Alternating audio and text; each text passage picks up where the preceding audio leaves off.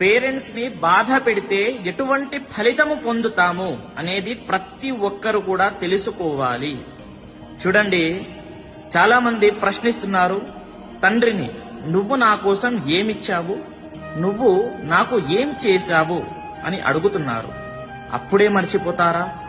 చిన్నప్పుడు school fee అని, school uniform అని, షూస్ అని, పిక్నిక్ అని, అది అని ఇది అని ఎంత స్ట్రగల్ అయ్యి మిమ్మల్ని పెంచుతారు.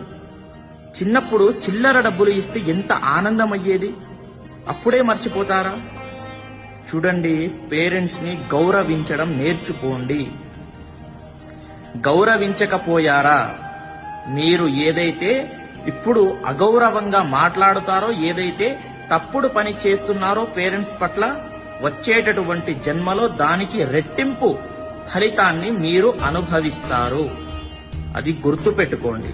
ప్రతి ఒక్కరు కూడా తెలుసుకోవాలి, ప్రతి ఒక్కరికి తెలియజేయండి. స్వస్తి, సర్వే జనాః సుఖినో భవంతు.